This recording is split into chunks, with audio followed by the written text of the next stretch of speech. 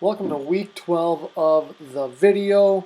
An exciting week 11. We've seen a lot go through. So we have a big show planned for you this week. I'm going to do a little bit different. I got some stuff I want to pack in. We got 2 more player profiles to go tonight because we have 4 total left for the next 2 weeks. Also, want to talk about some playoff implications. So to do that, I've decided that we're not going to do a review, right? We really need to see what happened. I can cruise through that pretty quick in this just part of it. Almost a Monday night rundown. If Eric plays Cup instead of one of his other players, would have won, and that would have been a huge victory and a huge setback for yours truly. But alas, here we are, celebrating a win and celebrating a defeat for Eric. Now, the thing that you'll notice, though, is that it really doesn't change anything in the top. Actually, standings really didn't change at all from last week to this week. But we're just starting to solidify. Everything's getting a little packed up. We do have 2 sad things that we need to address. Sadly, Meredith, congratulations. You've been officially eliminated from the playoffs. But good news to you, Meredith, is you are not out of the running to get a first-round bye. That's key, because if you get a first-round bye, you're guaranteed not to fight for the dumper. So you still have something to fight for, and you have 2 strong weeks left. Go out there and get it. You can't get the championship belt right here, but you sure as heck can't win. Try not to win a toilet bowl. Kyle is also, while he hasn't officially clinched a playoff spot, no one does, because there's still 5 and 6 teams. There's 8 and 3 teams. Oh, there's a 6 and 5 team, meaning that Kyle, you could lose out, and Katie can win out and sneak in, and you drop out. So, but Kyle, regardless of your record, if let's say you lose out and you end up as 8 and 5 in the consolation bracket, you will not be playing for the dumper this year. Congratulations. That's always a welcome break. So have one of your brews. Enjoy it. I'll drink for you. But the other sense of playoff stuff that we have to talk about is, Adam, in your first year, you are officially eliminated from the playoffs.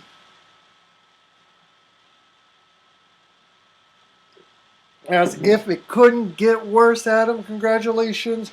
You are eliminated from an eligibility of a first-round bye, meaning, Adam, in your first year, in week 12, you are the first contestant in the Dumper Price is Right.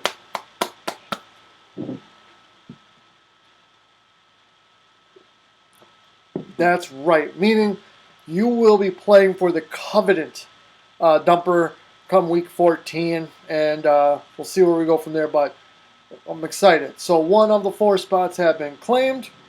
There's 10 other teams fighting for the other 3, so just because you're a winning record doesn't mean you're out of it yet. Things can go south. But before we get into the playoff implications, let's just get right into it. Here, folks, are some player profiles. Here's your player profile for Eric. Eric, one of the original 4, started in 2009, still current. You can see he's got a tie in the regular season. He's mediocre in the playoffs with a tie. And overall, close to his 100th victory. We'll eventually get there, maybe this year, but probably next year. But he's got 2 ties, so you have to live with that shame, Eric. Rank, currently 4th out of 12. Overall, 6th out of 20. So as you can see, Eric's best finish was in 2nd place in 2009. If you ever want to hear a more depressing tale, ask Eric about that championship game when it was played on week 17 and he had to put in a bunch of scrubs and lost to yours truly. His worst finish 9th, not too bad. He's only done that twice. Average finish 5.5. You can see his points for against, but his average score 133.11 versus 129.82, which is very, very respectable.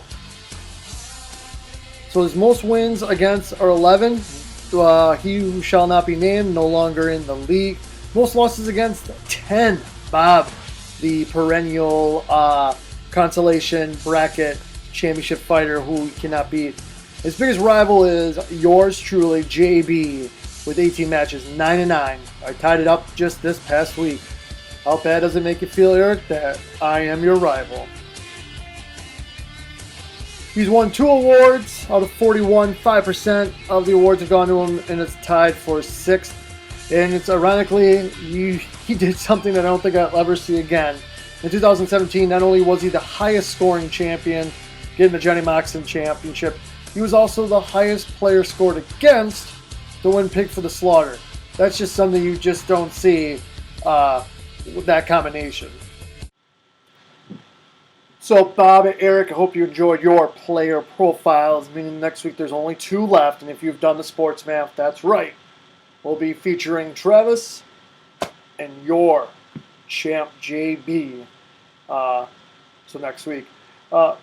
Before we get into playoff implications and scenarios and fun stuff like that, a big kudos, shout out goes to Travis. I forgot to mention this in the earlier part of the video, but I was not going to do it because I liked it. Congratulations, you got your 100th victory in the league. You were the first to do it, thanks to Sam B beating Kyle. So on your second effort, you were the first participant to get 100 victories in our league. So a very big kudos to you. Very proud of you.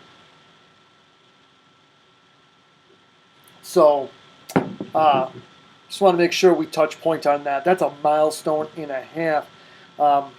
Next year, we're looking at milestones of 200 matches. Yeah, it's pretty important. It's pretty good. Kind of want to talk to Eric about figuring out when that matchup might be and manipulating the schedule. Because I believe, looking at it, the participants that are going to be the first one at it is Kyle and Travis, so I would really like to see that matchup be the 200th matchup. But we'll discuss it in the off season. But before we get to the off season, we got something important coming up. We got the playoffs. So here we go. Here's the skinny. With 2 weeks left, a lot of big matchups. Can't stress this enough. These next couple weeks are, obviously define it, but we got some big matchups that are going to definitely shake it up and make it interesting. So no one's out of the woods yet. Everyone has not clinched, so pay attention. See where you are. So let's talk some playoff scenarios. Quick side note, like I said, I've done these videos all out of order. In order to get these playoff scenarios, I had to cut out Bob's player profile. We'll get to it, but these are more important. Sorry, Bob. Let's get through what we know for sure. So as we mentioned already, these are just simple, repetitive motions, but Kyle cannot play for the dumper. Meredith Adam were eliminated for playoff contention, and Adam is guaranteed to be playing for the dumper in his first year. Let's look at the Yahoo projections. Take these for a grain of salt, because remember at one point they had all Iron Tits going 0-13. Start off, Glorious Domination and Alberil Snakes get the first round bye, so they'll be fighting into the championship bracket.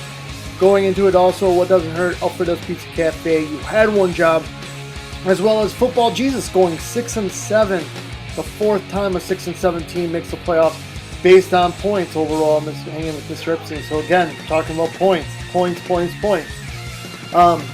hanging with Mr. Epstein and Old Iron Tits, who was once thought for dead, both of them, get the bye so they don't fight for the dumper. So that leaves it to Tatella, to Ganji Club, you David, Staff Infection and Quarantine, all going for the dumper. A lot to digest in these numbers here, but basically what it's saying is, here's where you are and here's who's left on your schedule and their strength of schedule. So what's breaking it down is that Kyle and Dana have the easiest path to the playoffs, as they only have teams with a .364 win percentage left. Whereas you can see going down, Meredith and Adam have the hardest path, mind you, and they're out of the playoffs. They have 13-9 with a 591. But JB has the hardest path of a team in contention with the same 13-9, .591 record. So his victory over Eric was very important. And now he's just got to sneak one more out. But here you go. Pause it. Take a look. Here's where you lie. Let's just take a quick look at some fantasy matchups. Kara versus Sam B. Someone gets that 7th loss, which pretty much eliminates them from contention. Katie has always had Kyle's number, winning 9-4. Same goes for JB. JB is 10-3 against Sam J. So these are important fantasy matchups that favor the underdogs. Adam is 1-0 versus Bob. Bob, your one loss has come to Adam. So there's playoff scenarios. A lot going on, a lot to digest, a lot to take in. So hopefully at the end there, I'm still standing, and 5 of you, whoever you want to be standing. Not Adam, because Adam can't quite make it. Not Meredith, because unfortunately she can't make it. But there's 10 of us that are fighting for 6 spots. So you got to kind of like your odds. I do have to stress, though, that points do become important this time of year. Because just quick math, 25 points separates Dana from Travis. So for that position. Kyle, if you lose and they win, you were like 100 points back, or like 70 points back, so you're going to get jumped. So you got to keep that winning. In the 6 and 5 category, Eric is 52 points back from Sam J. I'm 53 points back from Eric, but Katie's only 7.63 points back from me. So between Katie and I, those points are ever crucial. You need to get every point is going to count between us, because that could be the difference between who makes the playoffs this year and who doesn't. That is key. That's something that you need to keep an eye on. And then also in the 5 and 6 range, 78 points between Bob and Kara, 122 between Sam and Bob. So, Kara's got a comfortable lead there, but you still got to win. That's the key thing. Old Iron Tits needs to win. So there you go. Kind of the way I've done these videos is like kind of piecing together as I go. It's really out of order. So here's what's going to happen. If I have enough time after I do the playoff scenarios and the player profiles, I'll go into a Week 12 preview. It'll be a really quick run through. But if I need more time, what's going to end up happening is you're going to come back to a video of me doing the ending. So it's really going to look related. So, depending on how it goes again, here is the Week 12 preview. Or here is the ending of the video. Either way, here we go. Well, I hope you like the Week 12 preview. Or welcome to the end of the video. I know it's nerdy, and I know it's not a fantasy, but Sam's gonna make fun of me, so might as well just do it. Shout out to a show I got into like only 3 years ago, but it became one of my favorite shows. Last 15 years, Supernatural ended, so a little sad by it, but here's a little something for that.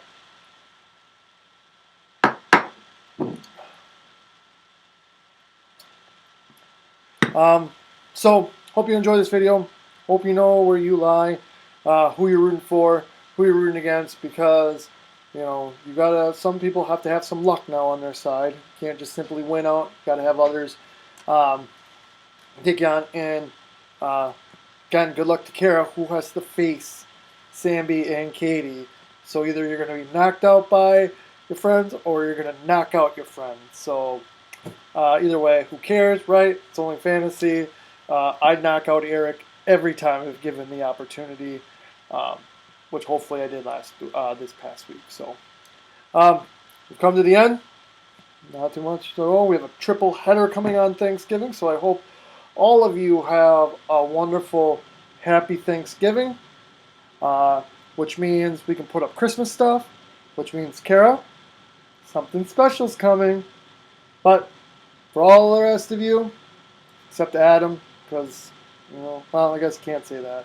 But for all of you, I'll see you on the Fantasy Gridiron.